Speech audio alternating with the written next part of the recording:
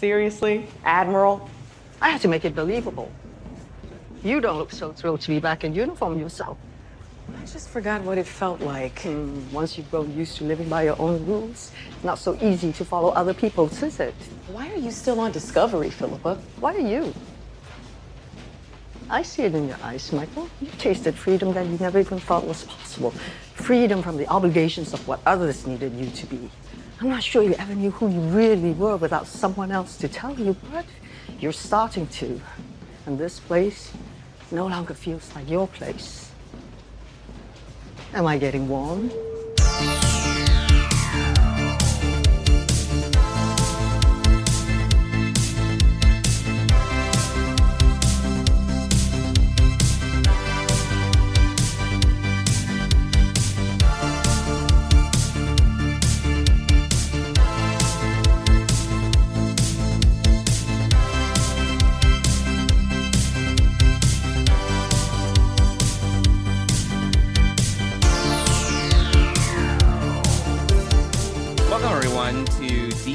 Pride, a gay Star Trek podcast. I am one of your hosts, Johnson, and with me is Mike Thurlow, my co-host. Mike, how are you doing today? How was your weekend?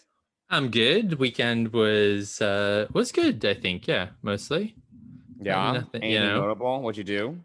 Notable. I think that this was a particularly notable weekend. Oh, that's right. Yes, yes. Yes. Our election finally more or less came to a conclusion. Yes. Of some sort. Yes. Part one of the resolution. Yeah. Ballots are still being counted, but yes. But that will never end. We have a president, or we have a president-elect, thankfully. What were you doing when the news broke?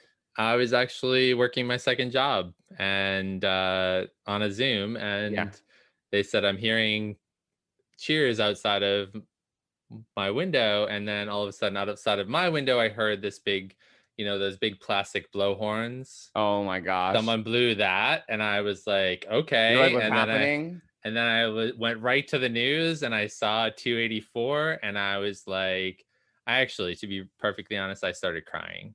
Oh wow, look at you. Yeah. I was very emotional. Wow. Yeah. Wow. Yeah. That was the first thing. I wasn't like cheering, I was cheering after, but I was just, I think it was a lot of relief, to be honest. So yeah. And actually talking about it, it's making me a little emotional right now, but wow, look at you. Feelings. I know. Yes. I am not the Vulcan that you are. Yeah. So I was brushing my teeth, and I was like, why did I hear noise? Because people were honking. I was like, what's going on? And I didn't even make a connection. I was like, oh, people are just being like, they're just making a ruckus outside, whatever. That happens all the time. It's New York City. And then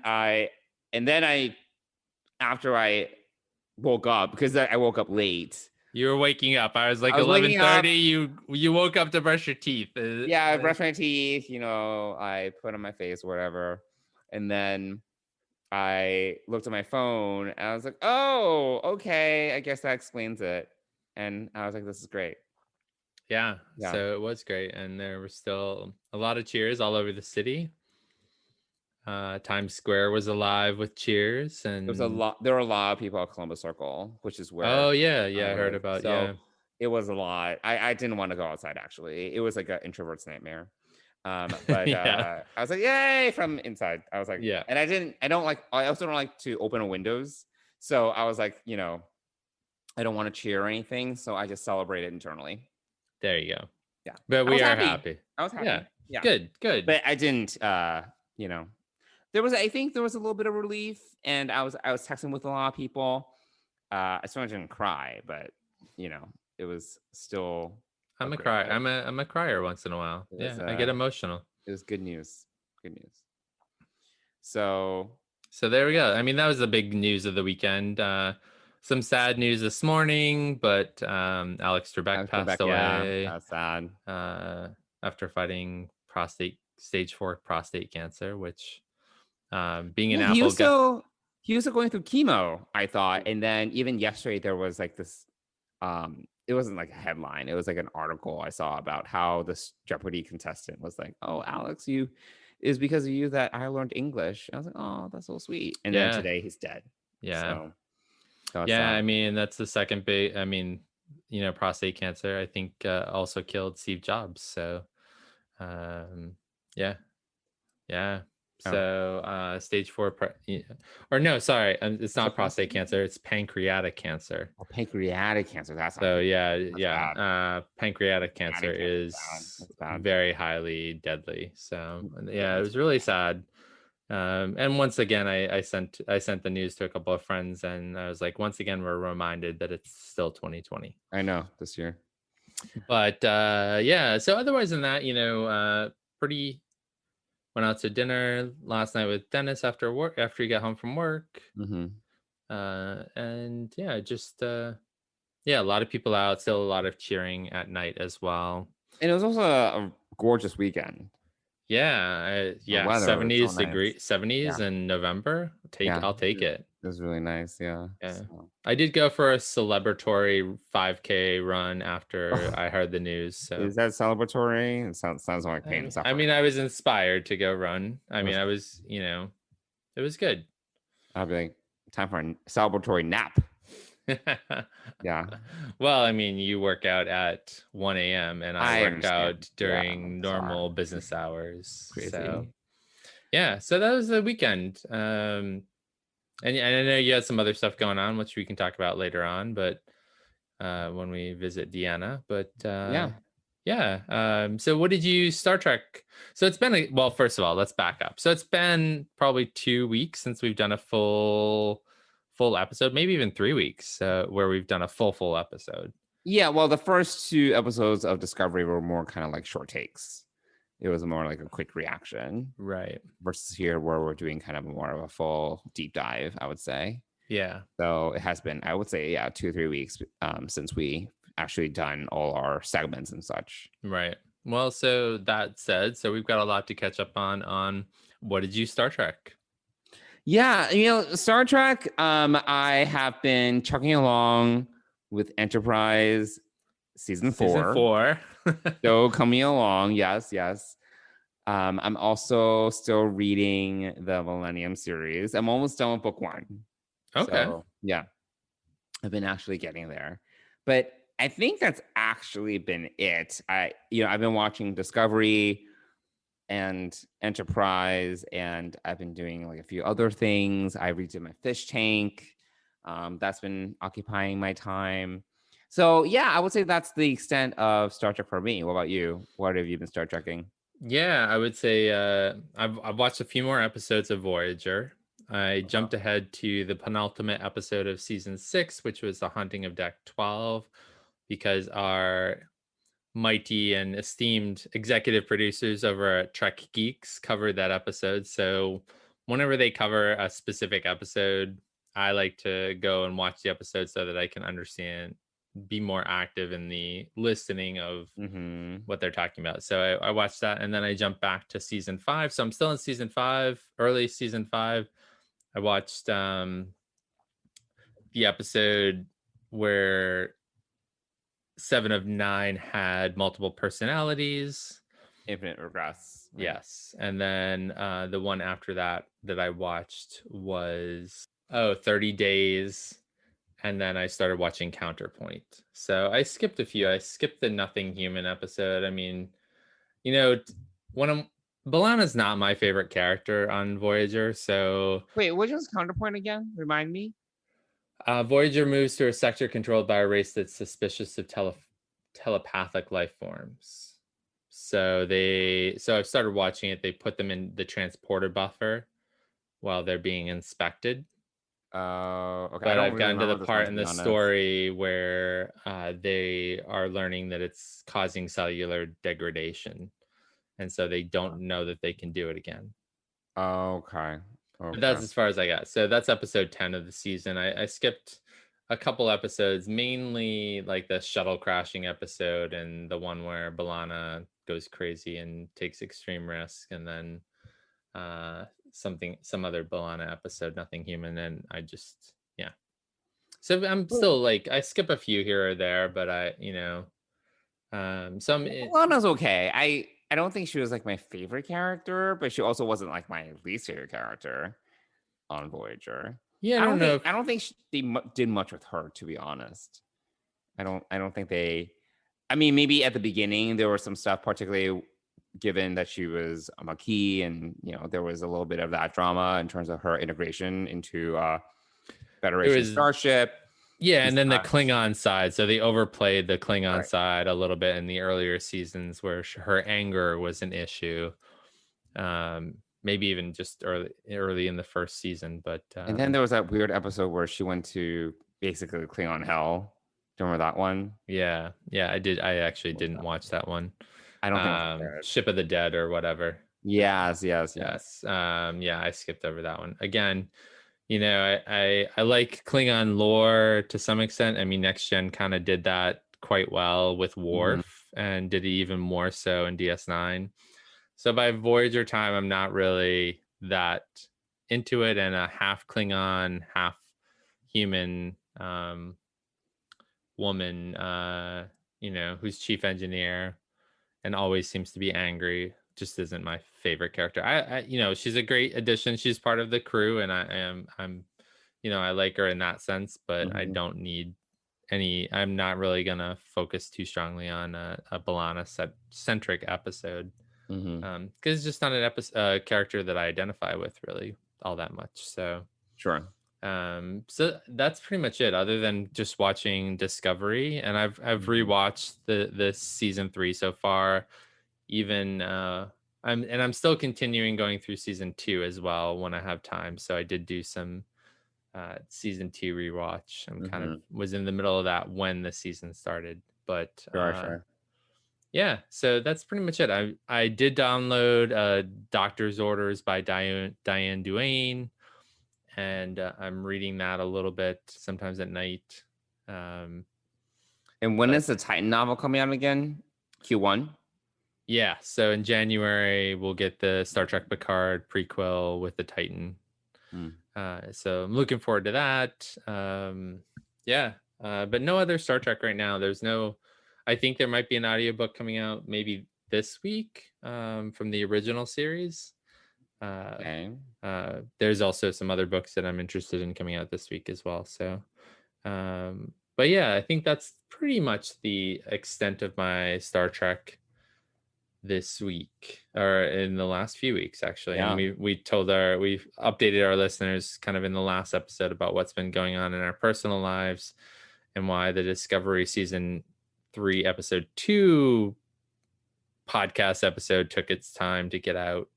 So it's not surprising that we really haven't had a ton of time to watch or do much of Star Trek except the new episodes of Discovery. So but other than that, and I've been listening to the Pod Directive, although the last couple of I've been episodes, listening to a few episodes here and there. Yeah. So and not I do last week's when they interviewed like an environmentalist or Bill McKinnon. I'm actually in the middle of that one. I think the week before that one I haven't listened to it because that one didn't interest me. Samantha Cristoforati. I can't listen to that one either. She's an astronaut from what I recall. Maybe or not. Oh, yep, she did. You may know Samantha Cristoforetti from her famous cosplay of Catherine Janeway on the International Space Station. I am not familiar with that. No, I'm not. But interesting. So yeah, I haven't listened to that episode yet either, but I do enjoy it when it's kind of like the Tig Notaro, which we've talked about episode, was really good. Yeah, I like that one. I really like the one where they had an interview with Stacey Abrams as well. I was just gonna say that one was really good, and that was really good. Stacey Abrams is a complete nerd. I was like, this is crazy. Yeah, he was able to just like rattle off like very specific episode plot lines. I was like, goodness. She knows her stuff. Yeah, she does. And politics, apparently.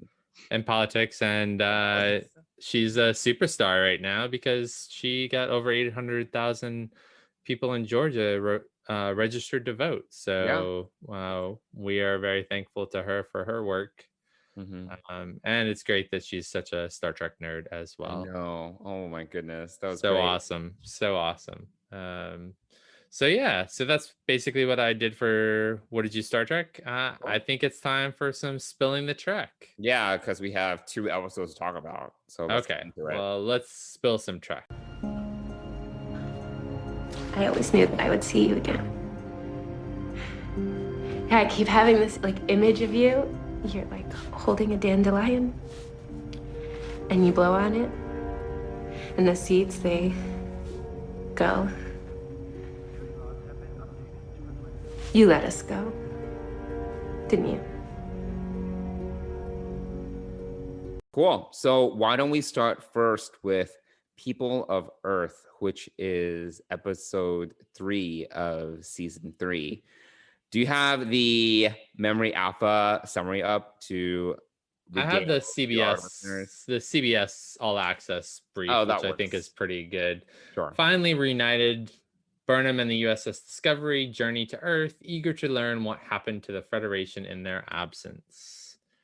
So yeah, we're very back. Short, very short and sweet. That's actually a really good. I like it because I like their synopses. Concise.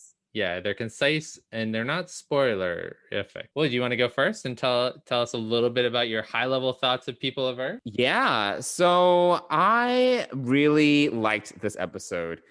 So there were a few things going on in this episode that I liked. One of the things I liked was how Michael was basically reintegrating into the Discovery. And I thought that was well done. I mean, the thing is, like, we've only seen, like, she's been absent for 1 episode. So for her, it's been a year in character time. But it was still kind of cool to see that, you know, even though we haven't seen her just for 1 episode, she's changed since then. Obviously, she has really, really long hair. I'm like, I don't know if she can grow that much hair in a year, but sure, why not? But just the way that she was interacting with the crew was different. She had that really great conversation. It was short, but it was that really great conversation with Tilly, where Tilly was in the hallway and Tilly was kind of like, it was kind of like a memory wall of sorts. And Tilly just, the way that Tilly kind of articulated how she feels that even though they haven't seen Michael, you know, I guess for a little while, Michael hasn't seen them in a year. And given that it's been a year, she's kind of let them go in a way. And Tilly, first of all, for Tilly to recognize that was really great. Why? Exactly. Yes. No. Sorry. Yeah. I was like right on the nose. That's totally my thought. Exactly with that. Oh, okay. I was like, why? I was so excited. Why are you like making wild motions with your hands? Sorry, I was so excited because I was like, oh my God, he's saying exactly what I felt. Yeah, well. No, it's great that Tilly was able to perceive that. And then Michael didn't have anything to say because it was true. Like it was a little awkward, and she just had this, you know, expression of sadness. You know, it was sadness and recognition that this was, you know, this was real. So I thought this was like, these are the kind of moments that I live for. Like, I love these like small character moments that are just very insightful and just show character growth. You know, like, I love these conversations when they happen. And this is also why I really liked some of the quieter moments of episode 4 as well, not to jump ahead, but some of these like character building moments, recognizing that characters change and they don't remain static, and these things impact them, you know, for better or for worse, and these are things that they have to process, and as a result, relationships change as well. You know, I love it when they slow down, and because again, Discovery, I know we've said this before, Discovery is a very fast-paced show, so when they do slow down and kind of give these characters and their interactions some room to breathe, you know, I really like it a lot. So yeah, I really like that aspect of the episode. Even you know, Michael's interactions with Emperor Giorgio, Philippa, you know, like, and she also recognizing in a different way from Tilly, but also recognizing that the Discovery seems in some ways much smaller than it used to be. because she's been able to kind of just operate as a free agent for a year, where she could just see it in her eyes that, she's in a different place, I really like that a lot. And then, yeah, I mean, like the United Earth stuff, I was very curious about, what Earth was going to look like in this time period. And it was fine. I mean, it didn't really look that different. Even like when we, at the end of the episode, when we panned back, I was like, all right, so the solar panels are still, on the Golden Gate Bridge. It doesn't even look that different than what we saw in Picard, really. Yeah, it looks exactly the same. Yeah, it didn't actually, look that... probably a little better, actually. It looked like whatever had happened to Earth over that time, it actually looked better than it did 800 years before in Picard. I mean, I didn't compare side by side, but it didn't look that much like more futuristic. Like there was like, all right, there are shuttlecraft, the Golden Gate Bridge is still there. Right. It doesn't, I mean, the buildings look futuristic, but they already looked futuristic. So I don't know. It didn't really seem like, oh, we jumped 1,000 years forward, for me. Right. But so it didn't really seem that different, especially compared to what, again, I'm quoting Enterprise, when Daniels, who was from the 31st century, basically told Trip that Earth is essentially unrecognizable. I was like, all right, it looks pretty much the same. I mean, like, it's obviously a little bit different now that Federation headquarters isn't there anymore. Starfleet headquarters, rather. But yeah, it didn't blow me away or anything. But I thought that was fine. I thought that some of the narrative plot points with Captain Ndoye and that bandit Wen and things like that, those were fine. Yeah, that was fine. But what did you think about the episode? Yeah, I think you called out some really key moments there with character. It was nice. You could really tell on Michael Burnham's face that she was uncomfortable. Oh yeah, for sure. And I think it's realistic. I really felt like it was realistic. I mean, she was away for a year. I mean, she thought that maybe they didn't make it through the wormhole. Mm-hmm. That, who knows? Maybe they dumped out it 100 years beforehand and, never to come back, Right. So she had to like move on. She had to move on, and so I think that was really evident, and I agree. Like, I think that what Discovery is doing is really great with character development on all levels. And, we definitely see a lot more of that in episode 4, but here in episode 3, it's definitely apparent that Michael's changed. The crew has just kind of come through a rocky episode, right? Where they, they've been working hard and pulling the ship back together and everything like that. The other thing right off the bat, other than the kind of prologue, which was Burnham's kind of year before she reunited with them, I thought that the scene in the transporter room was really touching. And they're all just hugging and catching up. Yeah, and I feel like that would have been a great scene to kind of do, like scene 1 of day 1 of shooting for this 3rd season. That would have been. I mean, it came across the same way, but that's how I felt. Like I really wondered if they did that maybe on day 1, where they met up, and like that could capture that kind of genuine, like, oh, it's great to see you. It's been so long, kind of feeling. But they did a great job with that.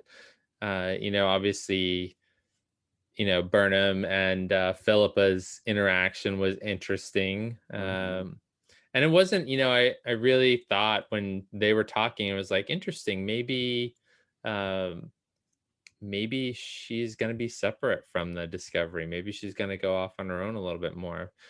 Well, actually, we didn't talk about how no, we Saru, didn't. Yeah. So let's talk about that being, and then clearly I was wrong, and you were right. Wrong. I was wrong, and I'm happy. I'm happy to be wrong, and I think I actually re-listened to our episode again, and I think about season 3 predictions. Or I listened to last week's episode, just on episode 2. Oh, that because I did predict that I thought that it was going to be the Michael, and I listened to everything you said, and it made more and more sense. But it also made sense that, like, when I heard myself say, like, it doesn't really matter to me. Like, I'm along for the ride, and I thought that this was a really nice key moment. Although the follow-up conversation was even more interesting because Saru was mad at her for not even considering being captain. And so I thought that was really interesting as well. So it was great to see the moments with Saru and Michael, but obviously that first moment where she clearly says, you got this crew and this ship through, the captaincy is yours, was a really nice moment. And so yeah, I see the value of having Saru be captain.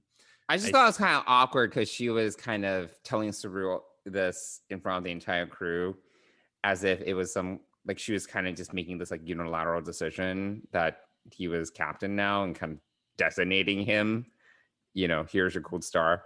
I don't know. I feel that could have been a conversation done in private, and then Saru wanted to do it in private, right? And True. And she said there's no need because she didn't feel like there needed I to feel be. like Saru was thinking that they would have to like duke it out, right? That they would need to kind of like discuss in detail. Right. And I think she was right to hand it over to him. And because clearly my prediction and my thoughts are based upon the woman I saw in episode 1, right? Who had just gotten through the wormhole. And honestly, like, I really thought that it was only going to be 4 months at most because of the length of time between the red angel signal that Spock and the Enterprise see at the end of season 2. So I think that whole thing coupled together, I didn't realize that we were going to be a year later. And I liked how they kind of played it out and said, she had to do a lot of things that were probably not Starfleet-y, that were not up to Federation standards to kind of survive. And she was all alone. Fortunately, she did have Book to kind of get along with and to be partners with. And in this episode, I think it was really clear that they've got a good friendship, and there's a little bit of sexual tension, if it were, to some extent. But I also got the feeling that she really did more in the loss of Discovery. Right. So I think that all of that kind of played together. But yeah, her giving up the captaincy totally made sense. It made sense. Yeah. It also made sense to what you're saying, where she wasn't even sure about her role on the Discovery, and Suru kind of being like, but I want you to be my number one or whatever. Right. And it took her a while to even kind of process that and figure out if that's something that she really wanted. Right. Yeah. I think that there's there's a lot of great character moments with Michael and Saru in this episode, and each time their conversations are, I think this episode was heavily Saru and Michael in a lot of ways. And then the other part of this episode that's of note really is what's going on in engineering. And us getting introduced to Adira. Us getting introduced to Adira, and our Star Trek's first non-binary character, and also non-binary. Well, not yet, I think. Right. Yeah. About we'll talk a little bit more about it in the next episode, but yeah. I think right now she's at this point in the story, she's just identifying as a woman. Yeah. As a she, or she's okay with she. So, but being 17, and she looks like she's 17. So young, I can't. And if you read a little bit about Blue Del Barrio, she did just get this role right out of drama school. So I think it's her first professional role. So it was, but heavily Saru and Michael episode for sure. Obviously the introduction, and then this whole Earth conflict, which was also, I also really like the play between Michael and Book, especially when they leave the Discovery and they're going off Book. Exactly. So I thought that there was some nice moments there, them on the bridge of his ship talking and just the witty banter. I really like that. So I'm excited to see more of Book. Hopefully, I'm sure we're gonna see more of him. I thought that overall this was a really strong episode. You know, one of my favorite parts of this episode. I mean, there are so many favorite parts, but really, I really did enjoy the bridge crew down on Earth at the end, revisiting the tree. Yeah. Yeah. The tree scene. And having that moment to kind of reconnect to a place that's 1,000 years in the past for them, or not 1,000 years in the past for them, but 1,000 years in the past for everyone else. Right. So I thought that was a really, and the actors did a really great job of just milking that and really living that out and saying, you know, sharing their memories of this tree and just smiling. And like, it was really like the acting on this show is top notch. But you know, after seeing the behind the scenes when they're like basically hugging a green screen in a park, you know, there's a green screen, there's a green trunk that's on the ground that they sit on, that Bryce and I can't think of her name, the woman who played Ariam, who's now I don't remember Peelson, the blonde woman, Peelson, Lieutenant Peelson. So wait, she's like the spore drive manager. She pushes the button. I guess, or she's part of the command crew. I think they kept her on. I mean, she doesn't say anything in episode 4 when they're at the dinner. I don't think she has a line. No, I mean, she's obviously kind of come into. She's kind of a secondary, like line. She's kind of like Linus level. She's Linus like was at the. Linus has more lines than her.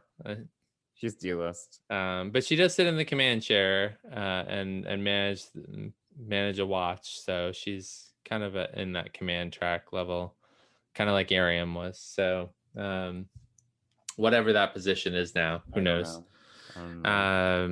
So yeah, but overall I thought it was a really strong episode. I actually enjoyed rewatching it last night, and it's you know, it's scary real how this xenophobic Earth is in comparison to how much what's going on in our world today. I think, especially in our country, you know, this is xenophobic. Afraid, got to protect what we have, right?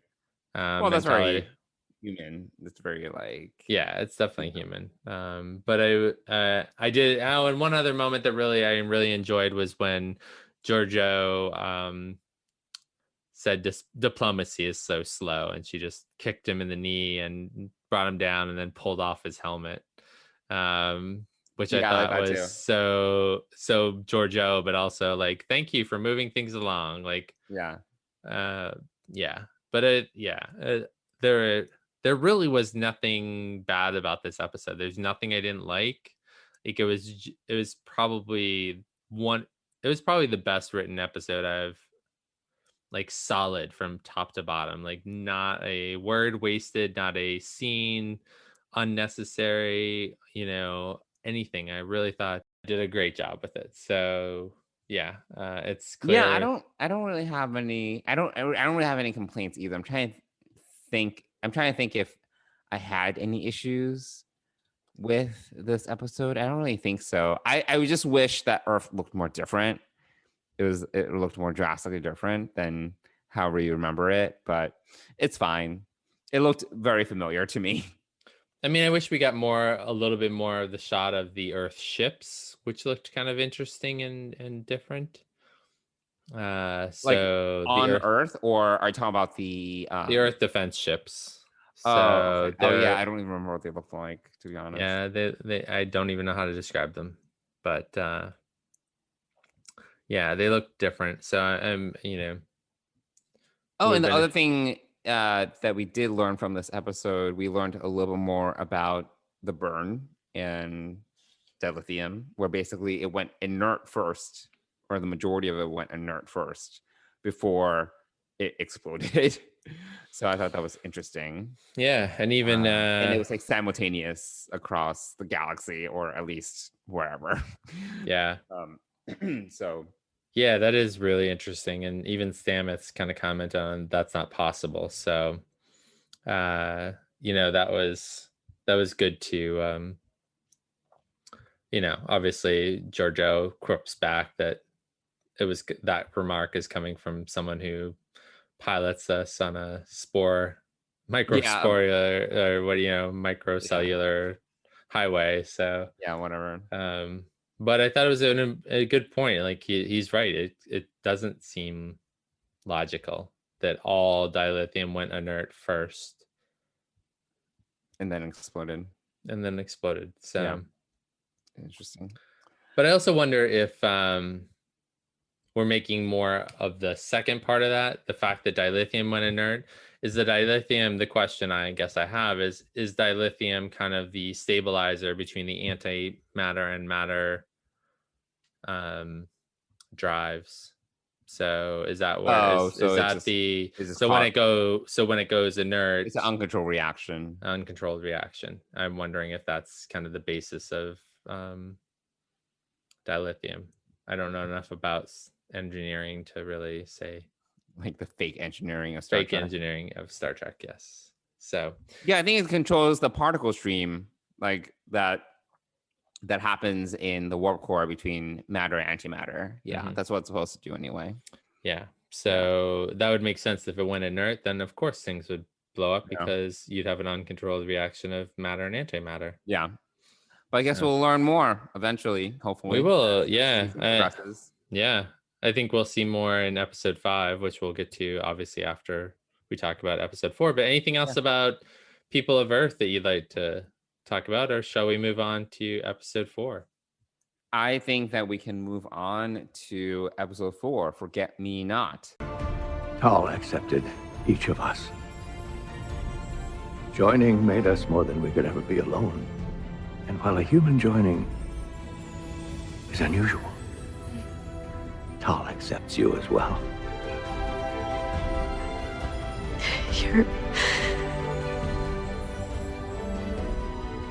You're son of Tal. Welcome to the circle. So why don't you start with this one? What did you think of this episode? Sure. Well, let me read you the little blip about Forget Me Not. Yeah.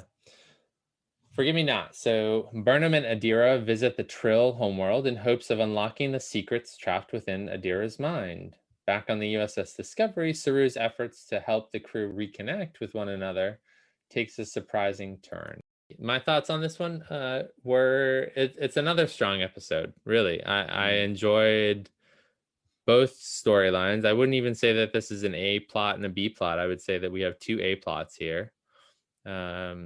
Obviously that helping Adira unlock her memories of Senatal is important. I liked the opening exchange with everyone in the med bay and sick bay, talking about, she, and Adira calls it a squid, not a symbiote, and but has no memory of anything. She has 0 memories, which is interesting, from up to a year ago. So I thought that was really interesting. Like, how does that how do you lose all of your memories? But obviously it gets sort of explained later on. It just sounded like it was because of a traumatic experience that it was essentially blocked off. Blocked off everything, though. Like, I don't know. It's sci-fi, whatever. Yeah, sure. I get it. It's for the drama. Yeah. So, obviously I enjoyed the Trill storyline of this. It took me a while. So when we first meet the Trill on their planet with Michael and Adira, I'm looking at the leader Pav and I'm like, where do I know this actress from? Where? It bothered me for like 15 minutes until I finally figured out that she was on Schitt's Creek. Oh, okay. I've only seen like 2 episodes. It's so worth it. I love that show. Everyone rants about it. So yeah. So it took me a while to figure out who that was when we met her, because but she was not funny in this episode. Well, no, her job, her role in this episode was not funny at all.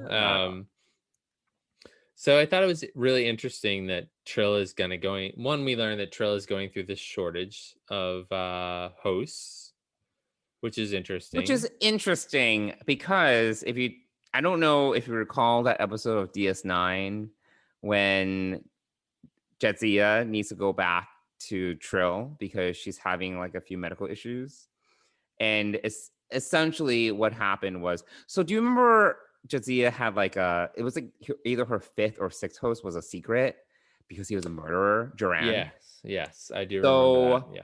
So basically what's revealed in this, I don't remember the title of, I should have probably done research before this podcast, but basically she goes back to Trill and it's found out that she had this other host, or rather Dax had this other host.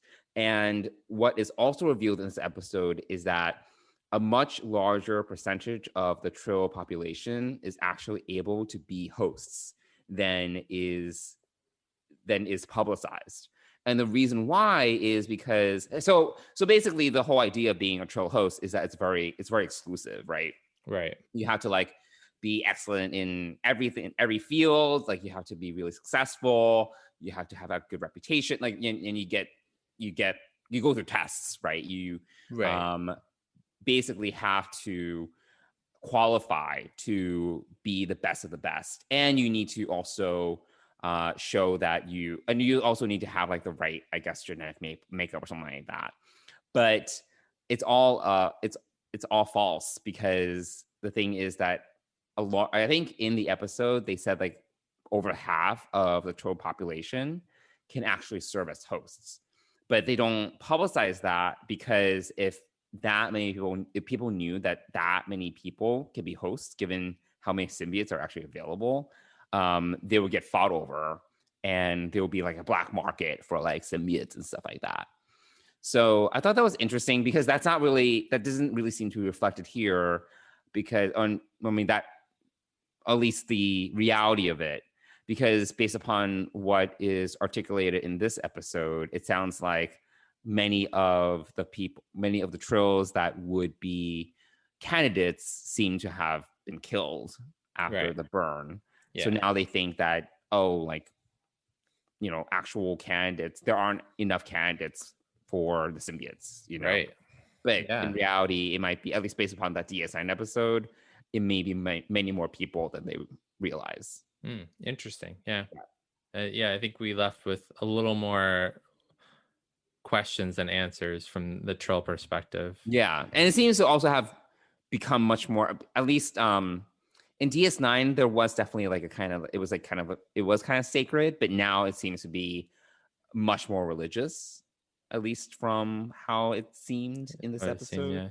By the way, did you notice did you think that when they first landed, when Michael and Adira first landed and they're walking towards the garden, you see something fly out of the water and jump back in? Did you think that was a symbiote? No, it was a fish. It was like a flying fish or something. Oh, okay. All right. My thought was that it was a symbiote for some reason. That's incorrect. Okay. I also thought it was interesting that they didn't transport and they decided to take a shuttle.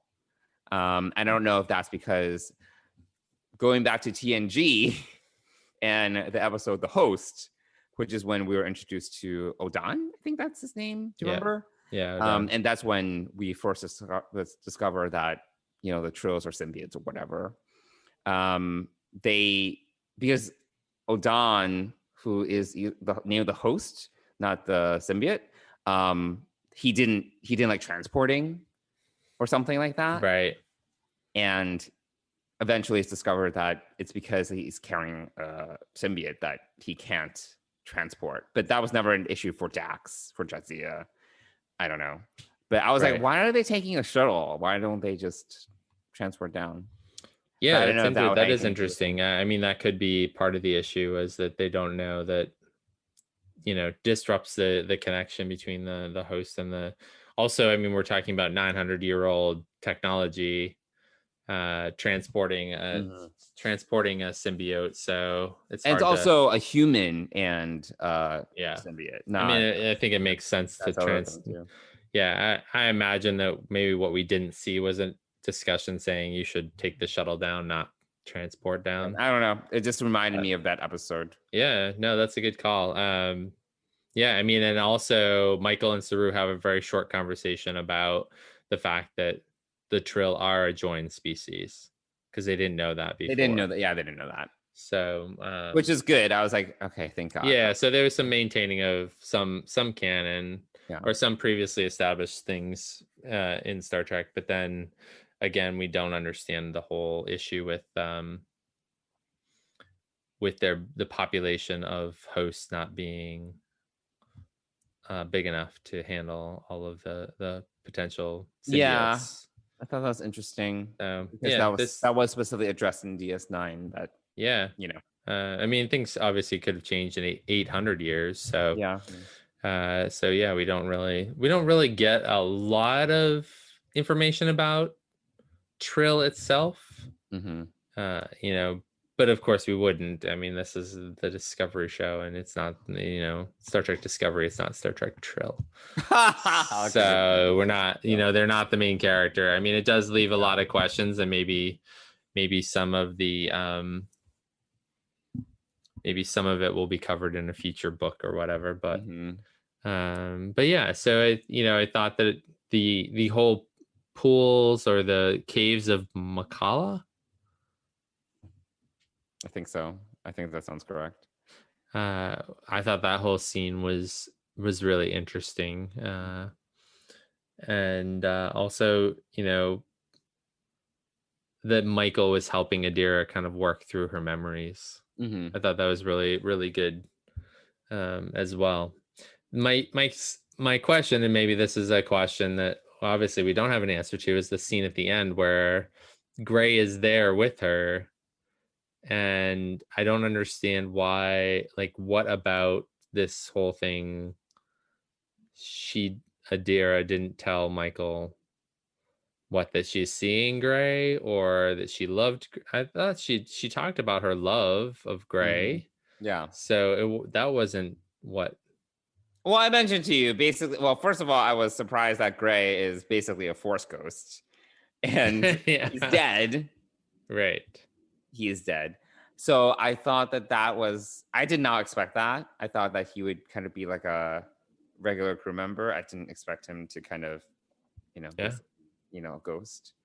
But yeah, I mean, like, what did you think about that whole setup story? What do you think about all that? I mean, I think they're on a generation ship. I don't know how Gray got the symbiote. Like, I mean, obviously Senatal died. The symbiote was implanted into Gray, and wasn't it like an Earth generation ship? I thought so, but so why are there Trills on it? Exactly. There's a lot of questions here. I don't know the answer. You see the medical robots, you see the asteroid, which I thought was a really cool effect. If you pay attention, you see the asteroid coming. And but hit I'm the like, ship. do they not have like deflector shields? Like where? Yeah. Or a deflector dish, which usually deals with stuff like this. Right. Exactly. Yeah. I'm like, why is this happening?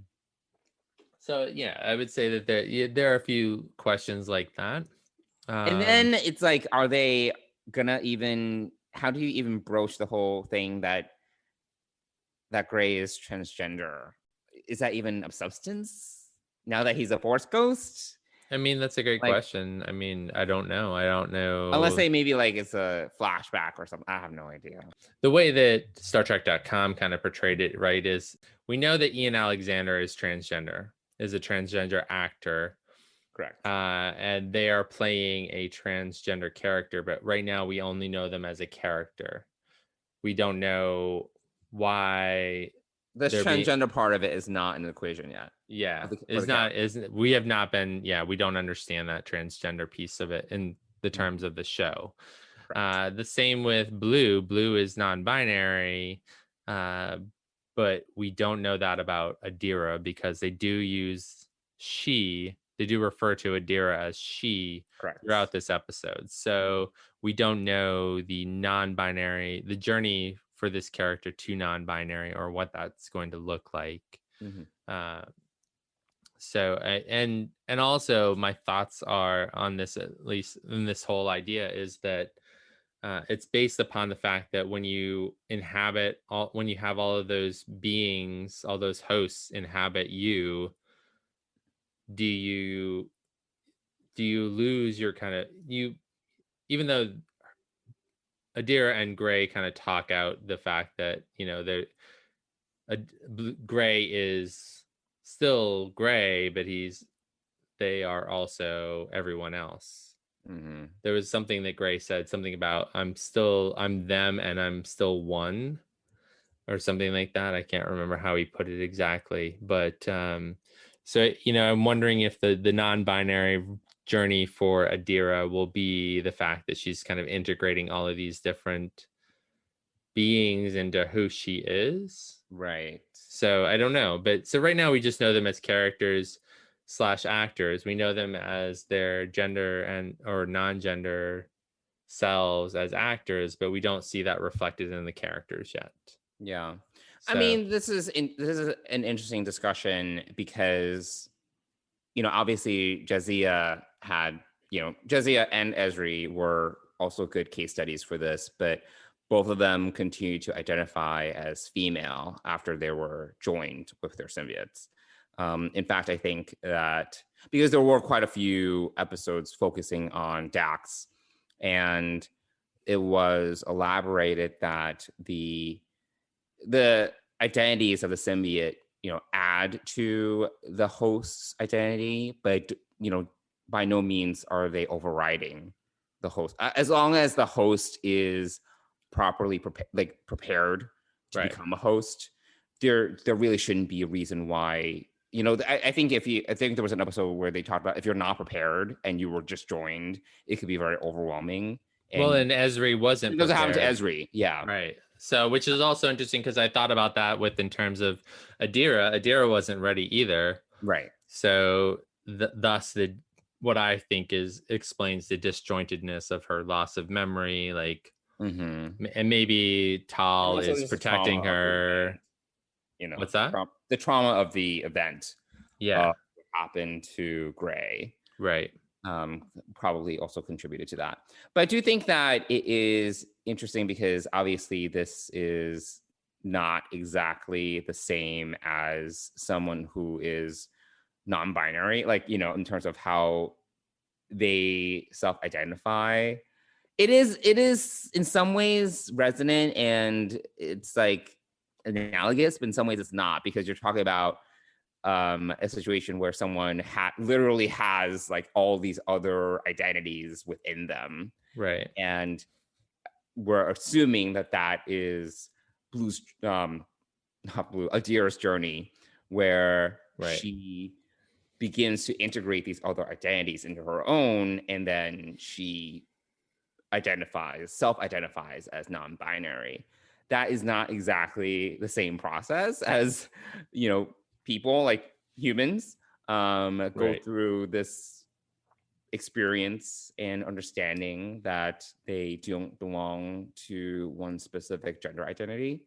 It's analogous. It's, if anything, it's a metaphor. But I do wonder if this,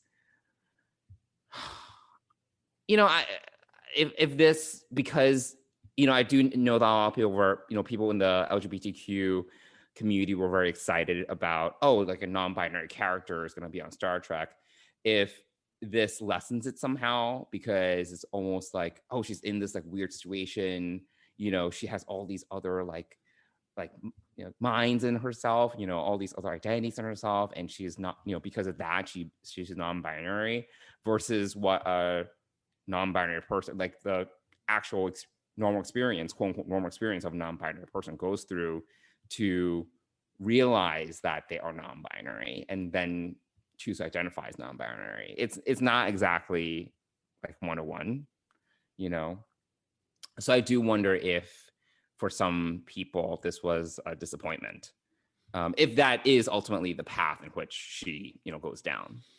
Yeah, I think it's too early to really tell, and I think that we only got a very small glimpse of Gray and Adira's relationship, so I think that there's more to explore there, and obviously there will be, because as you said, Gray is now a Force ghost, Yeah. apparently. So yeah, I'm still curious about what she didn't tell Michael that I don't know. And Yeah, I've watched the episode twice and I still don't understand. So I do hope that I they'll mean, take a I little guess just, time. I mean, my guess was just that she can see Gray, just Okay. as if Yeah. Gray was kind of like a normal person just walking around, Right.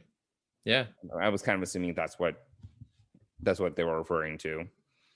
But the way that they talk yeah. about that makes it seem like it happened before. You know what I'm saying? Like this, like Gray appearing is not the first time. I might need to rewatch the episode because I don't really remember. I mean, Not sure either. we'll have to watch that ending again and just see if maybe Michael disappears first and then Gray is left with Adira. But I could have sworn that Michael and Adira were still together as Gray kind of walked away and disappeared, but I could be wrong.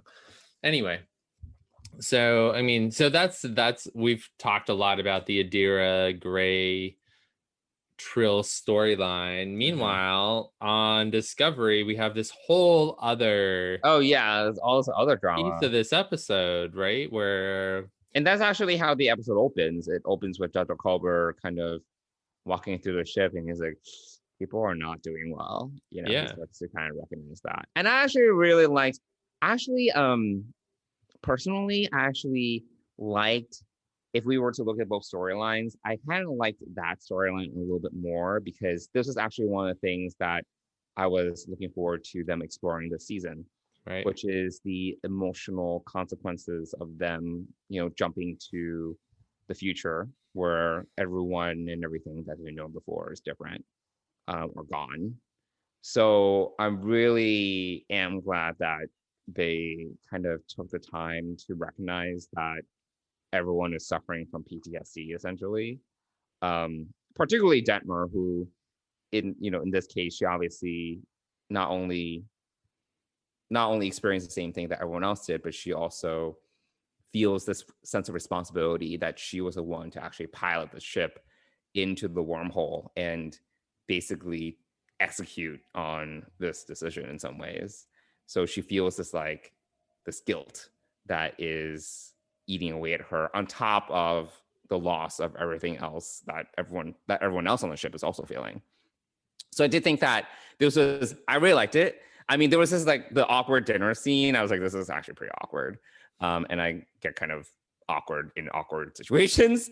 But I actually did really like the extent to which they explored that trauma, because I think DS9 did this well, but none of the other series have really done well the kind of the psychological aspects of some of the choices that they make, or we talked about this before, like how in one episode there's this really traumatic event, and the next episode they're fine.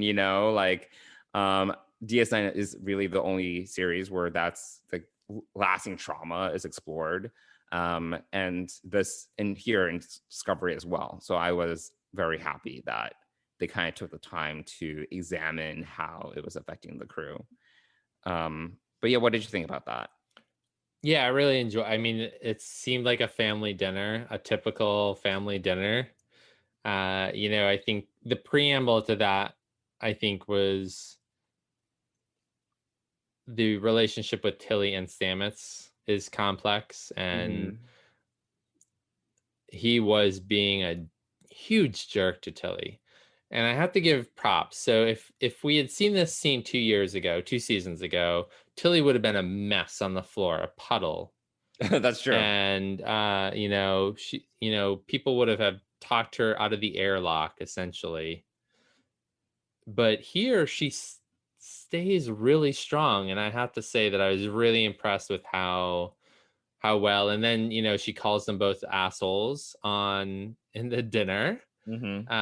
Which is absolutely true. I mean, both of them were being that way. I love Detmer because she is a pilot. So that I like that little moment later on where she's talking to Culber, and she's a pilot, and she's macho, and that makes sense. And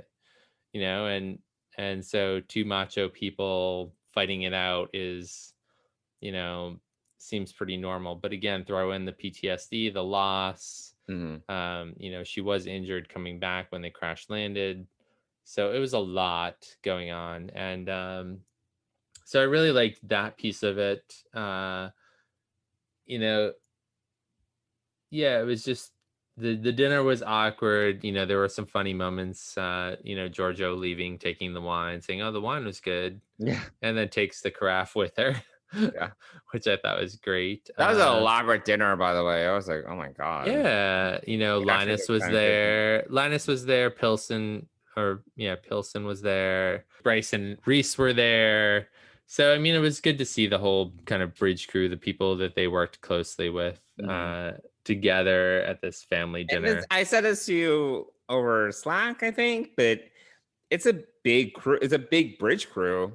It was like 10 people or something, 10, 12 people. There are a lot of stations on the Discovery Bridge. I mean, there really are. I mean, a lot. Yeah.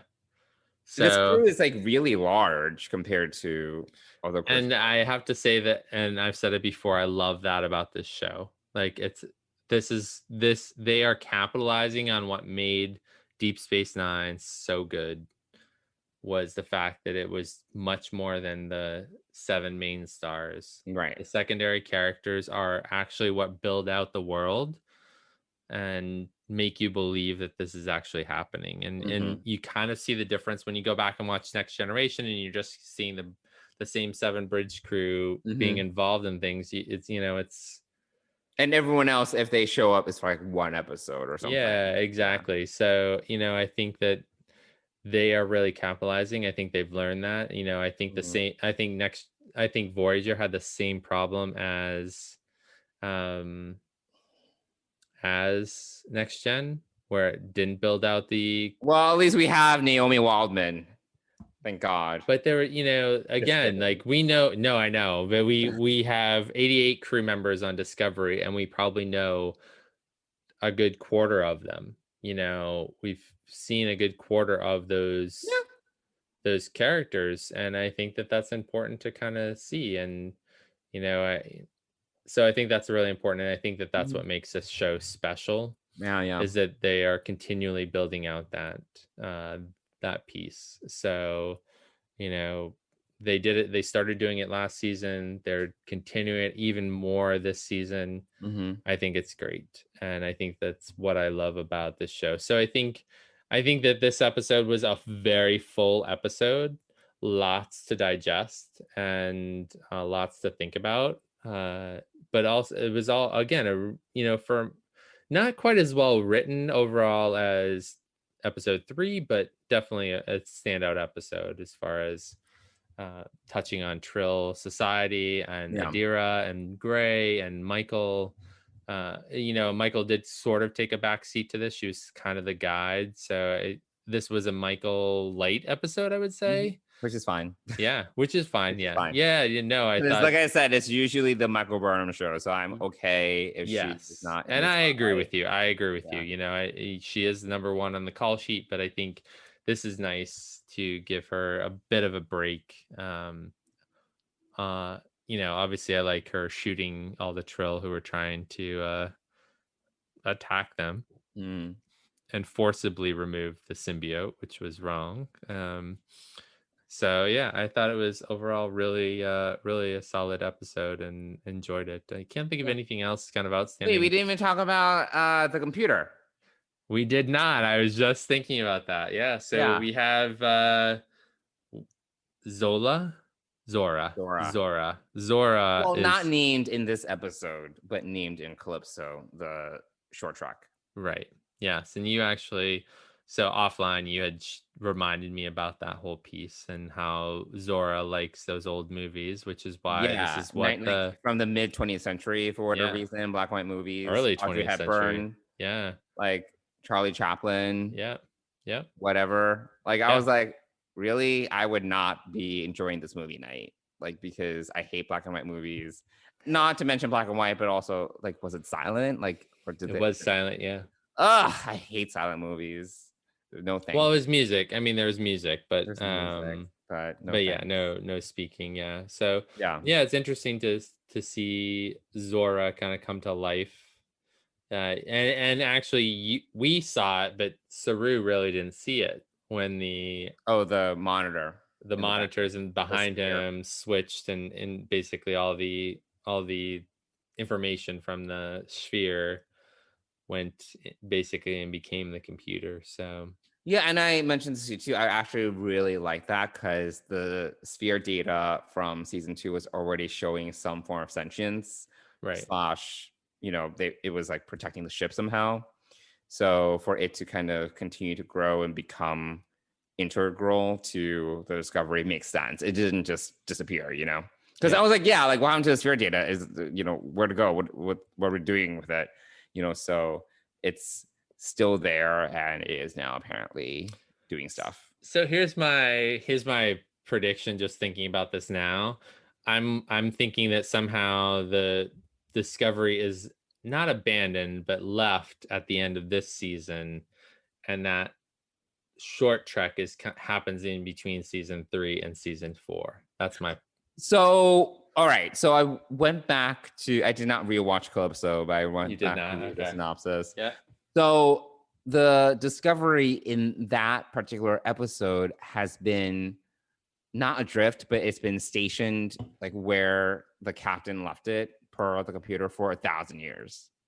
So it's been actually abandoned for a millennia. Before so all right, so I don't think this was it has been unattended for 1,000 years.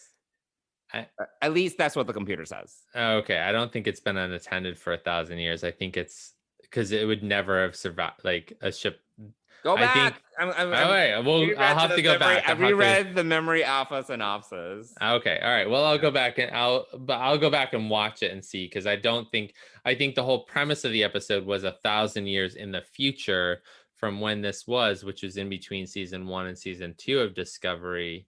They did this episode, and it was 1,000 years in the future from that time frame. I mean, at least I need to rewatch it, maybe, but there were actually things where it was the computer was like, because Kraft, who is the guy who the Discovery saves in the short, he wants to leave, and then Zora's like, well, there's like a warp capable shuttlecraft in the shuttle bay, but it hasn't been used in 1,000 years, so I don't know if it's going to be reliable or not, or something like that. I need to rewatch Calypso because I'm just basing this off of the Memory Alpha synopsis. Okay.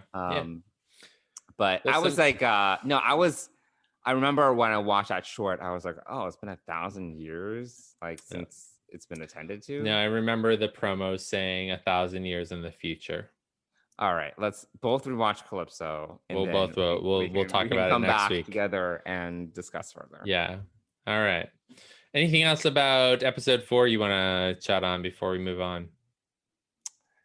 No, I'm curious. I'm just, there are the unanswered questions about the computer, where Federation headquarters, I think we're going to see that next week, maybe, or it might get dragged out further. Who knows what is going on with Gray and Adira and all that. And, what is the unexplained mystery there, and how they are both we're going to see more when it comes to both of those characters, when it comes to gender, like, their gender identities, whatever. I'm interested to see how that all is explained or how that all pans out.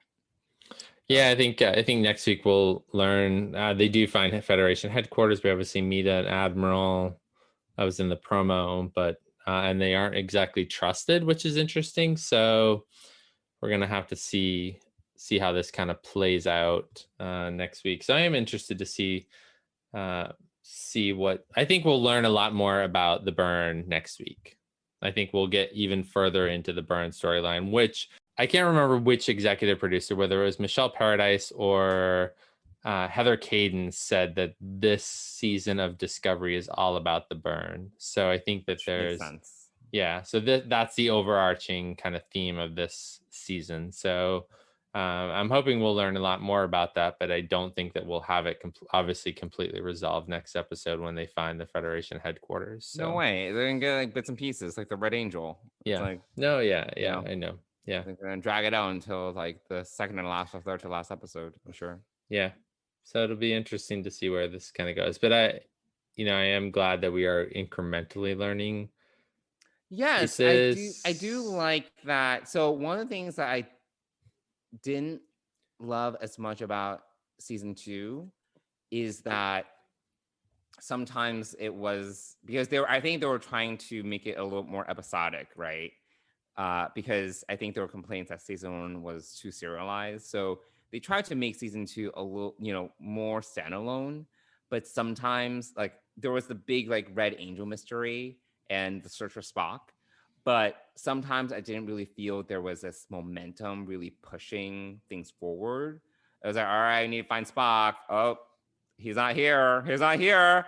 And what's a Red Angel? These bursts, But sometimes we weren't really getting this like forward, momentum. But here for this season, I feel there's like a next step. It's like, all right, the next episode we need to go here or do this or find this.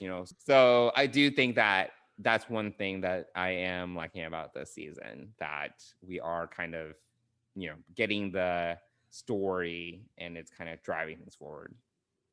Yeah, I think, but I also think that what's nice is that we're getting a lot of character development too, and I think that is, they're focusing even more on character development. And then there's this question about the burn that's kind of we're learning slowly about. So I think that the Red Angel was frustrating last season because we kept on learning a lot, but there wasn't a whole lot of character development. So whereas this time around we're getting a whole lot of character development, and we're getting, it's like they're learning, which I think is great. I mean, obviously this is the first of the new series from that perspective, so they are learning each season what kind of to do and to do better. And so I think that this whole idea of having an overarching thing but also digging deep into the characters is really important. Yeah, for sure. All right, that was Spilling the Trek for episodes 3 and 4 of Discovery. All right, so should we move on to off topic? Let's talk some off topic.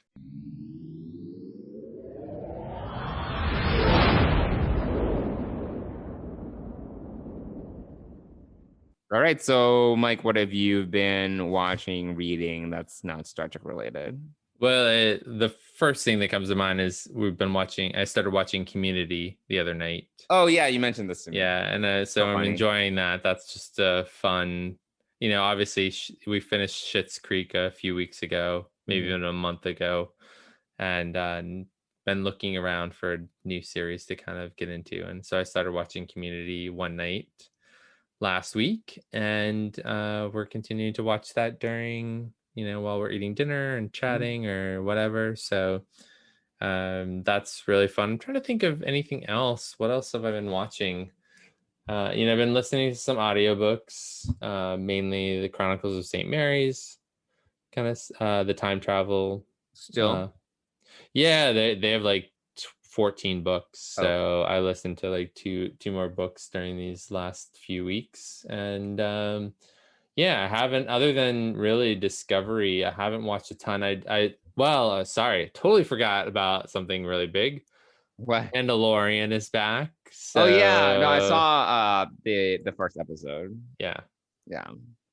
So yeah, it's good. The second episode's a little bit different. But yeah, so we got the Mandalorian. So as I saw a post in Camp Khitomer, which is Trek Geeks Network's Facebook group, I did see a nice thing about it being a great time for people like myself who grew up with Star Wars and Star Trek, kind of enjoying this renaissance of new stuff to watch. So I'm in the midst of a Thursday new episode of Discovery for the next 10 weeks and Friday you get a new episode of Mandalorian for the next 6 or 8 weeks. It's undetermined whether whether this season is 8 episodes or 10 episodes this season. So for Mandalorian, so we got that. So yeah, those are primarily what I've been watching. I've been watching a little bit of Star Wars in there as well. We finished watching Empire Strikes Back, then went back, and I'm almost done with Phantom Menace. So I'm just kind of jumping around and watching some different Star Wars stuff. It's nice to have on the background, and I don't really have to pay attention. Whereas I feel like if I'm watching Voyager, I can't really do work and watch Voyager because I'll miss more. But if I watch some old Star Wars stuff, I can do work and just have it play in the background and just enjoy it for what it is. So yeah, that's primarily what I've been watching. I am excited about I have not caught up with I haven't watched The Boys yet. And I think I'm avoiding The Boys just a little bit because I think given the political and world environment that we've been living in, I didn't really need that kind of added stress. Of that. So I needed some light fare, which is why Community is fun to watch. But I'm looking forward to His Dark Materials is coming back in a couple weeks. We've got, as you know, your favorite, and I know we'll be watching it too, is The Crown is coming back in a week or so. A week from today. Yeah, I think the 15th. Mm-hmm. I'm very excited for The Crown. So we have The Crown coming back. We have what else is good? His Dark Materials comes out either the 15th or 16th. And I saw WandaVision supposed to come out in December. Oh, is it? Okay. All right. That'll be interesting to watch. I don't think it's a date yet. And there's some new BBC series that's coming out. I briefly saw, I kind of earmarked it in my head, but I didn't really watch it. I didn't have time to watch it. There's some new sci-fi series coming out on BBC America in January. I forget the name of it. So there's that. I'm trying to think if there's anything else.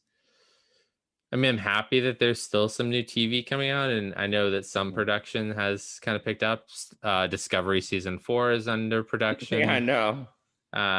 Which is interesting because that's in production, but Picard season 2 is not in production. So, and also I think we're kind of keeping under wraps Section 31. Who knows? We don't know what's going on with Prodigy. I'm really hoping that next year. Yeah, sure. Well, I'm really hoping that we won't have. I'm hoping that maybe Prodigy will come up after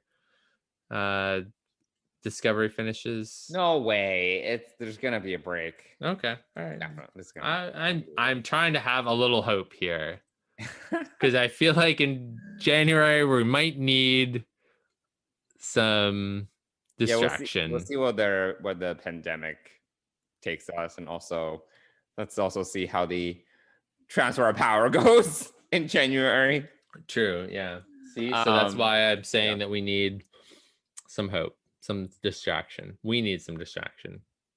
Yeah. So I am very, very excited for The Crown.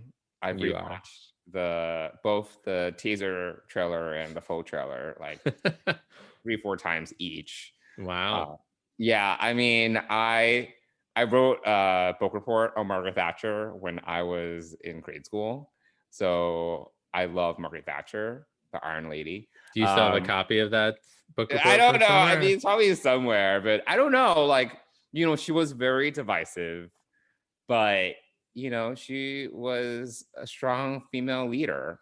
I think one of the interesting things that I'm sure they're going to, explore is that Margaret Thatcher and the Queen's relationship, it was like, not much is really known about it. They were civil, I'm sure they're going to play up like a bit of conflict because the whole thing, this is not a podcast about The Crown, but obviously one of the biggest challenges that Elizabeth really had to come to grips with when she transitioned to Queen is the amount of influence she actually is able to employ, right? In terms of policy. And what she's actually able to do, because the crown is supposed to be just a symbol, right? But she hadn't actually influenced policy. She can't do anything. And, for many seasons, that's been a central theme, like her kind of struggling with, what she feels is right, but then what she actually needs to abide by. And this applies to her country, her family, right? Like what's right versus what her duty is. But Margaret Thatcher, as a prime minister, is actually able to administer policy. And you have these two strong women who have strong opinions. One is a symbol, and one is an actual like executor of policy, right?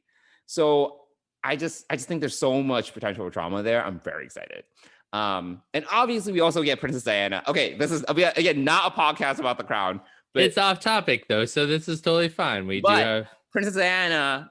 Like, I don't remember the name of the woman they cast in that role, but she's like perfect. I don't know where they I don't know where they found her. Like, my God, like she is perfect for the role. The way that she moves and the way that she, the way that obviously we haven't really heard her talk much yet, but just like the way that she presents herself physically is just so on point. I'm like, oh my God, that's like Princess Diana right there. Well, younger Diana didn't really say a lot. If you remember, she's very quiet, so she doesn't necessarily have to. But just like, the way she carries herself, I was like, this is perfect. And I love Julie Anderson. So I'm very, very excited for this season of The Crown. Anyway, yes, I'm also watching The Mandalorian, as I mentioned, but only one episode of the season. And I thought it was fine.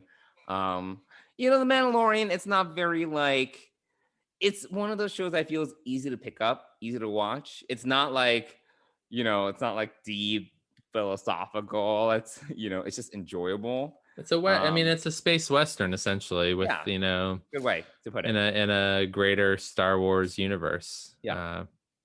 I still need to finish The Boys. That's been on back burner because I stopped midway. I did not like how Amazon is doing the like the now they're doing like the week by week release. This is what they're doing now, and honestly, it's not my favorite because I'm like, oh, I have to wait, and then I just forget to watch it, and then before you know it, you stop watching at some point. And then we have the Expanse coming back in December, I believe. Oh, really? Oh, awesome. Yeah. Great. So I'm also very excited for the Expanse season 5. And I think shit goes down this season because I know a little bit about the books. So I'm very excited for the Expanse and where that's going. Excellent. I didn't know that. And I'll have to go back and watch season 4 again. And then I have been binging on Netflix The Queen's Gambit. So good. It is so good. You should watch it. Everyone's talking about that. It is really good. I read like a couple good reviews. I was like, all right. It's like it's period, which I like. Chess, I'm not really into chess, but I'm like, all right, let's give it a shot. I watched 5 episodes last night. I was up until 4:30 a.m.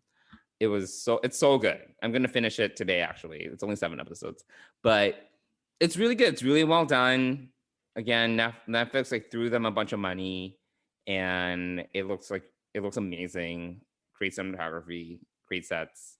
But I really wonder how Netflix is doing this. They're really spending a lot of money. I don't know where they get this money from, and they're just able to throw it. And this, I think, is just like a limited series. I don't think it's like I don't think it's supposed to be like a ongoing series. But they're like, sure, just spend all the money, make it look like the 50s and 60s. And I'm like, wow, it's like, they just do such a great job with it. So I highly recommend it to you and our listeners. It is really good. It like really drew me in, and I had to force myself to stop watching. So very good. It's very good. I think that is pretty much it. I'm still working my fish tank. Some video games here and there. Oh yeah. So 2 podcast episodes ago, I talked a little bit about The Last of Us Part 2, and I talked extensively about it and some of the storylines, whatever. But one thing I totally forgot to mention and even broach is that Ian Alexander is a major character in the game, and he's also a transgender character in the game, and that's actually a big plot point. And it's actually gotten a little bit of pushback because as I understand it, some people are not fans of the character because the his like coming out and then his his basically the process in which he comes and comes to terms with his own gender identity, but then also shares it with his community is one that is very traumatic.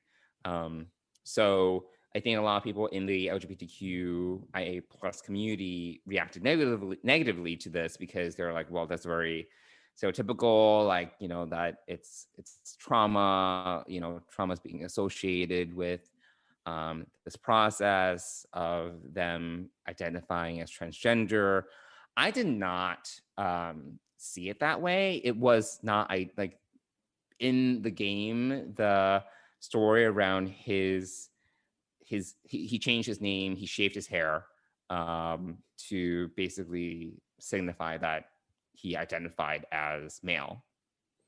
I didn't really see it as, and he definitely goes through some trauma because of that, but I didn't necessarily see it as being associated with trauma, but more one where he was taking control of his own story.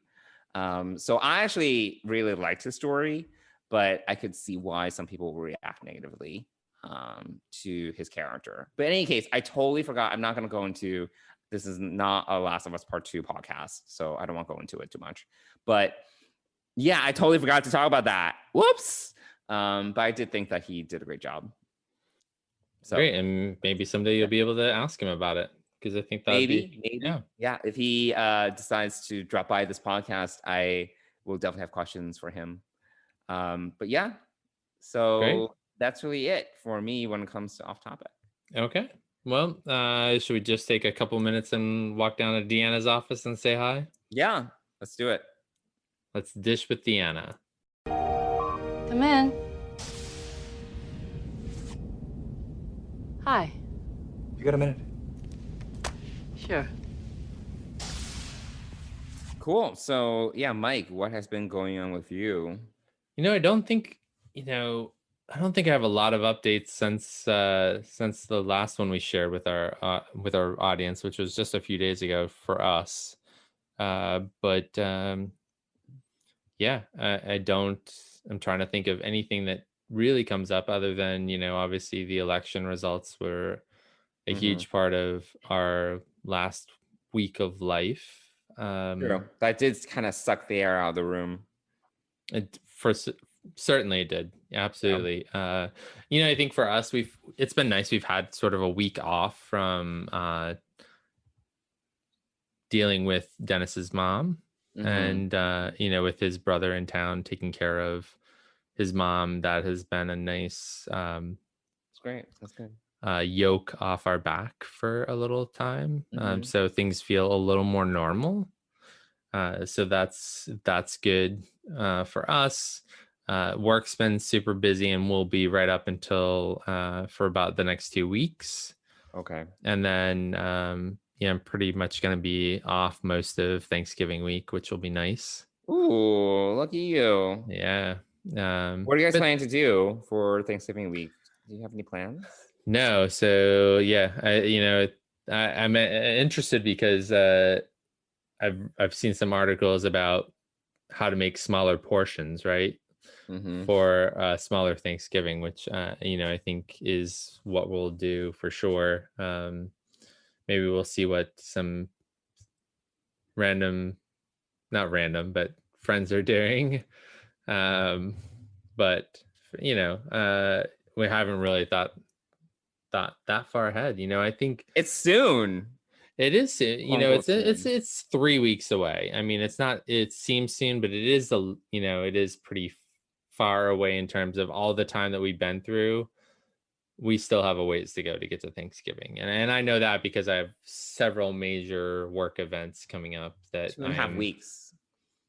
That I am, yeah. So, I'm telling you that half a week before Thanksgiving is going to be great because I will have gotten through 2 to 3 major projects and events. Yeah, that's great.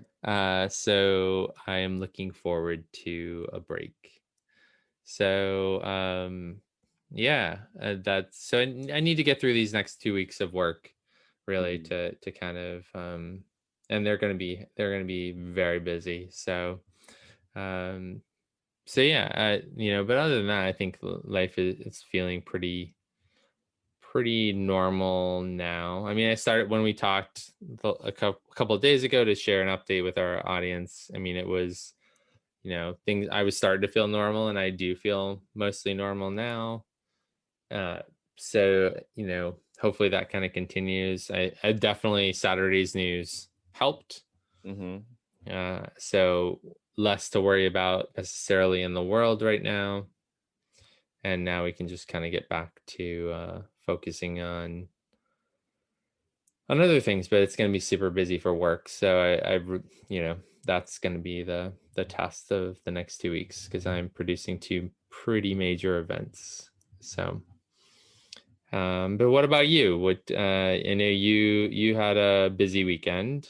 I did, yeah. So as some of our listeners know, I shared this in my last podcast. My parents, they had some issues recently, so I have been helping them out. So this past weekend, I went to visit them and just to get some stuff done, some paperwork done. They're doing better, I would say. Overall, I feel their spirits are up a little bit more. I think that it was good for them to see me. So there's always that.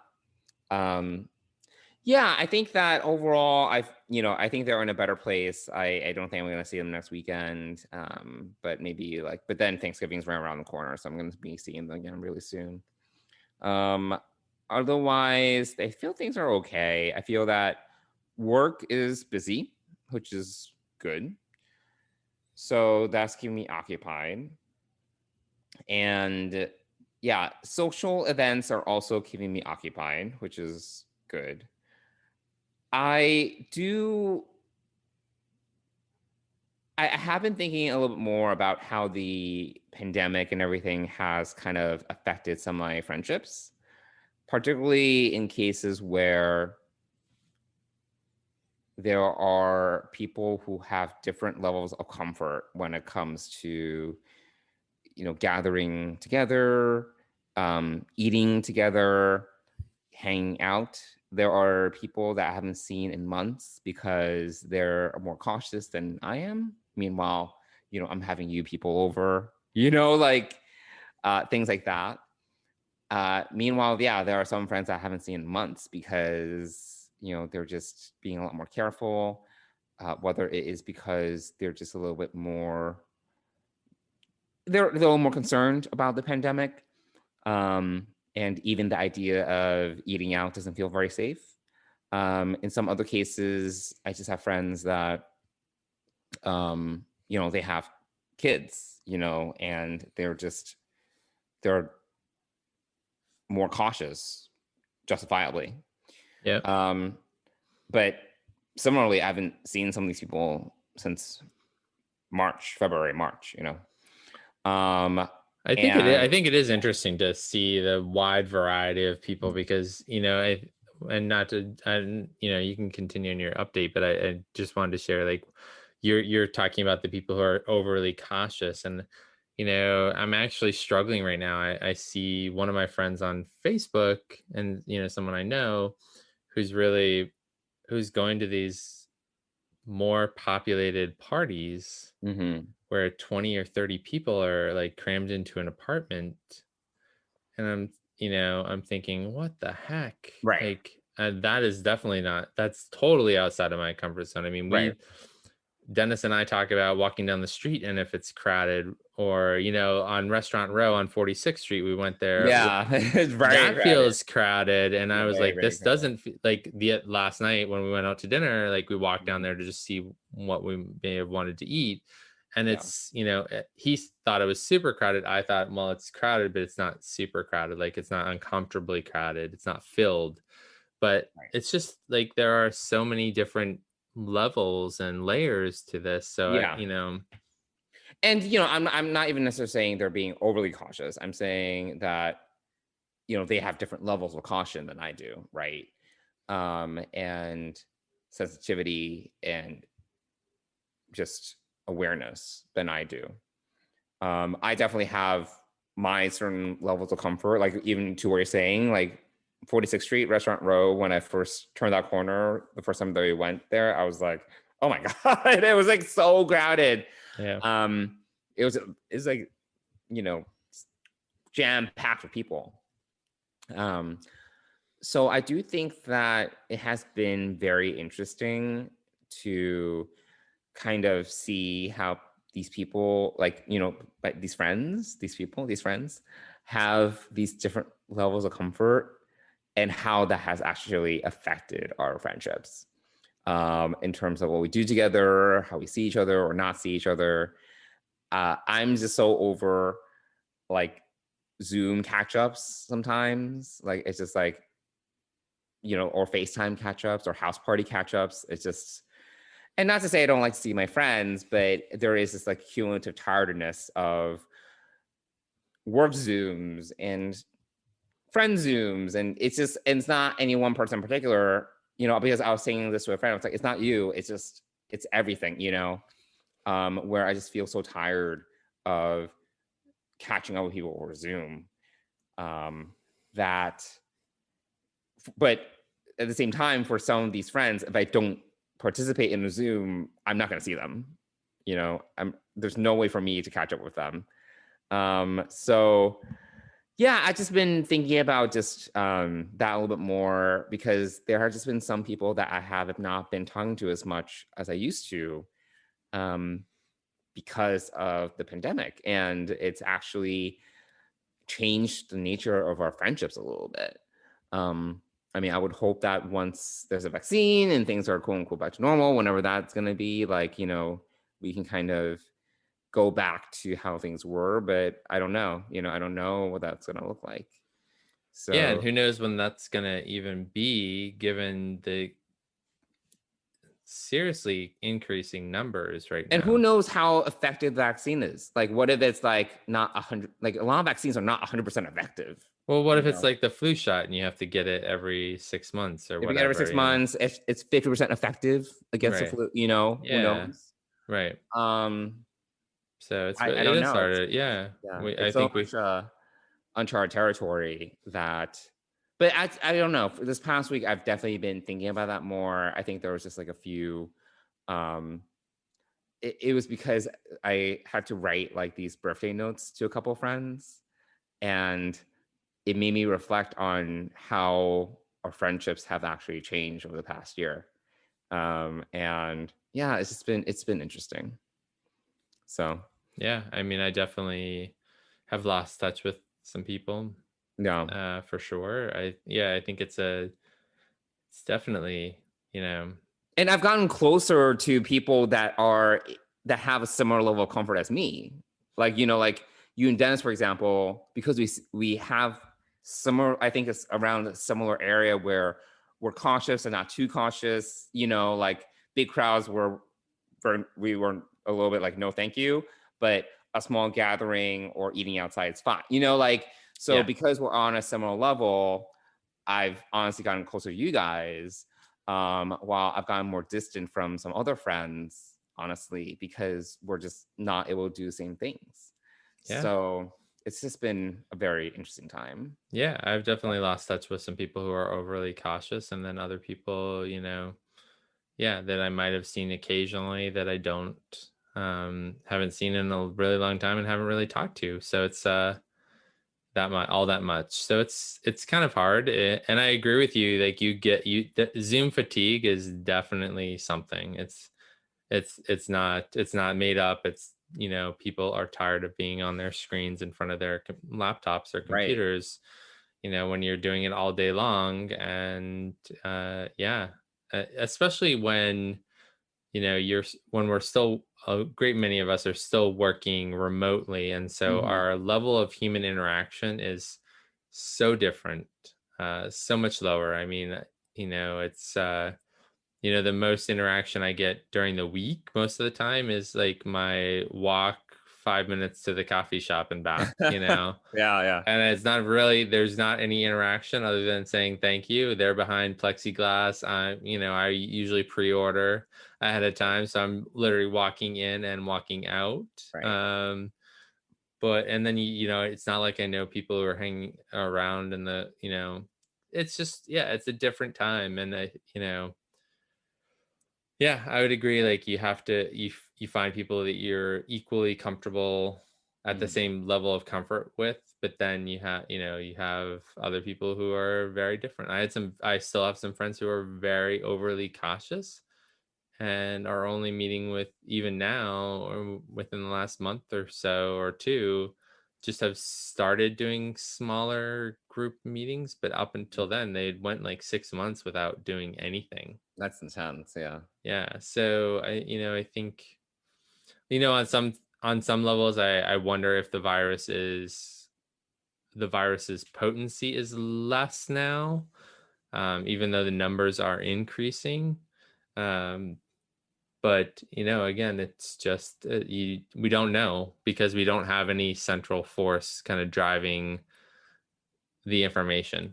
We don't have any, there isn't any leadership in this area. New York was a leader early on and had daily briefings.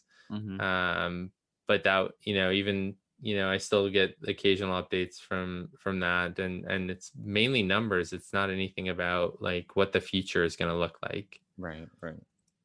So it's really hard to say, and work is staying remote probably through next September at the earliest. Yeah, that's great. So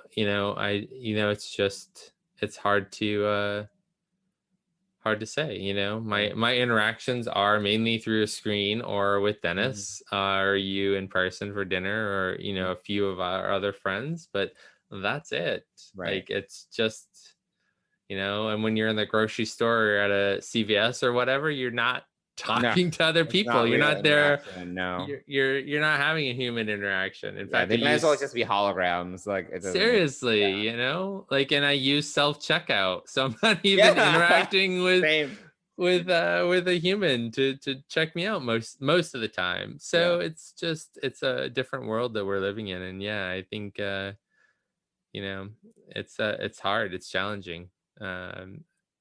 So again, I think that having leadership in this area will be really helpful. Yeah, hopefully. But we have 70 plus days left of not having leadership in that area. So, and increasing numbers, really, really bad numbers, like, which, we don't see here in the news. And I mean, I don't read a ton of news, but what little news I read, it's just numbers. Yeah. It's not so good. It's So I mean, who knows what here's hoping that 2021 will just be a different world.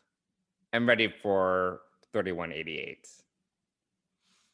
Are you? We had this discussion before, and you said no, I don't want to go so far. And no, it's true. I think I do think that you're going back on what you said before in a previous offline conversation where you're I do think that 2380s is the ideal sweet spot. But I mean, Earth in 3188 seems okay. Hey, they're not caring about the people on Titan apparently.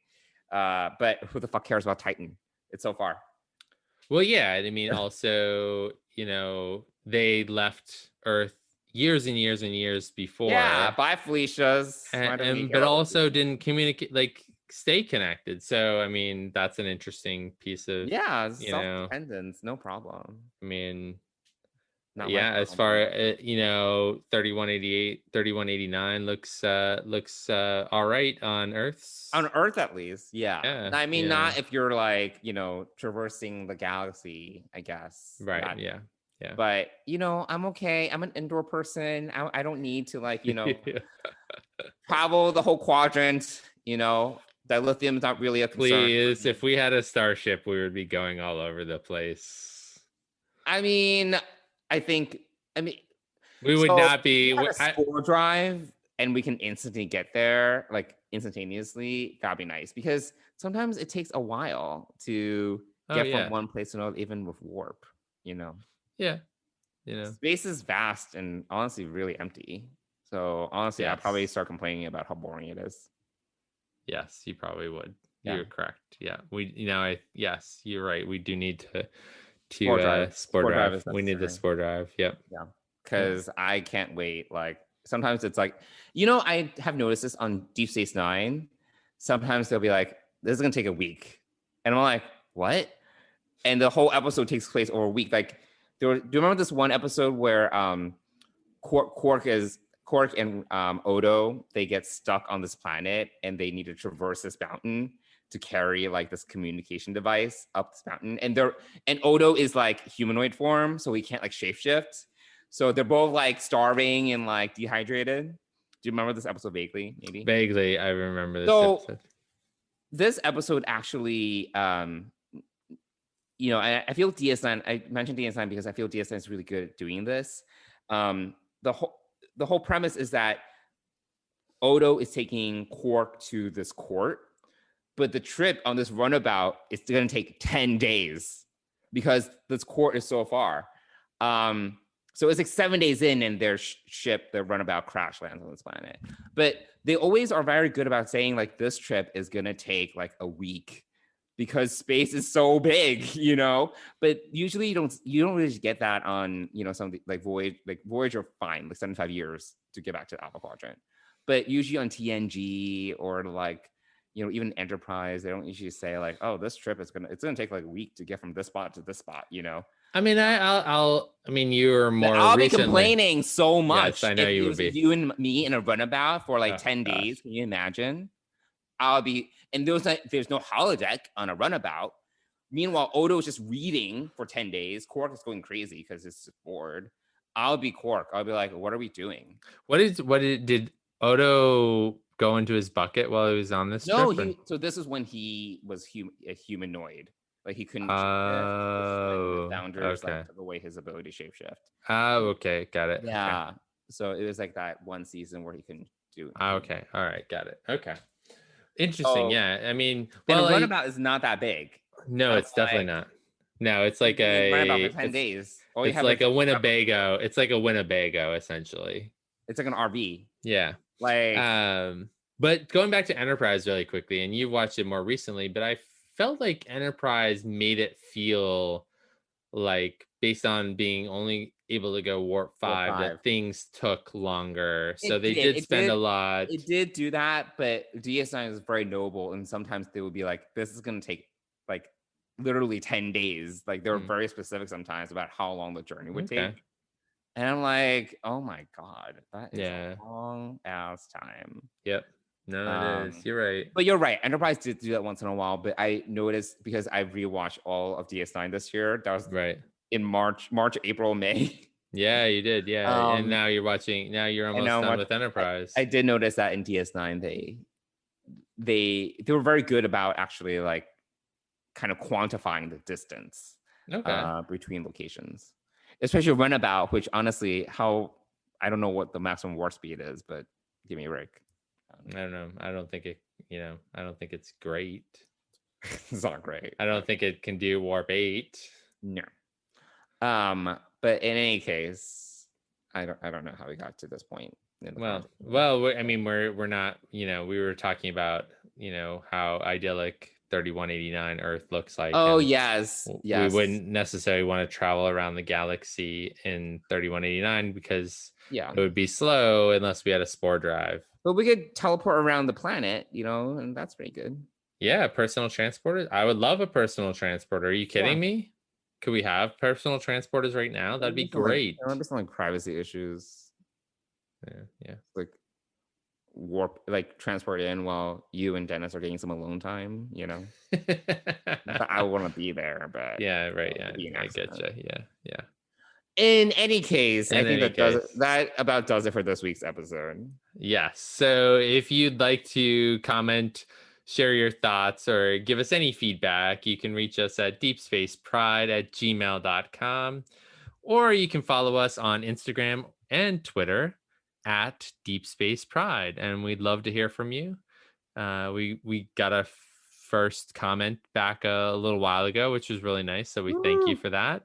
And yeah, please share your comments. And we'll be back next week talking about episode 5 of Discovery. Until then, we'll see you all soon. Goodbye, everyone.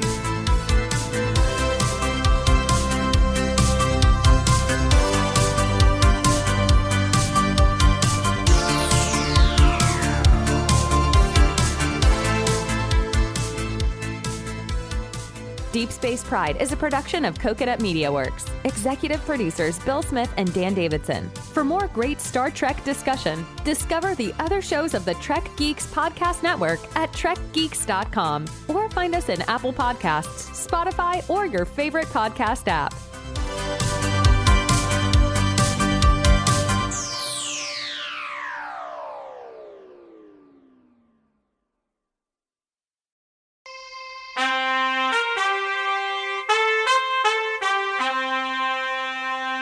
Coconut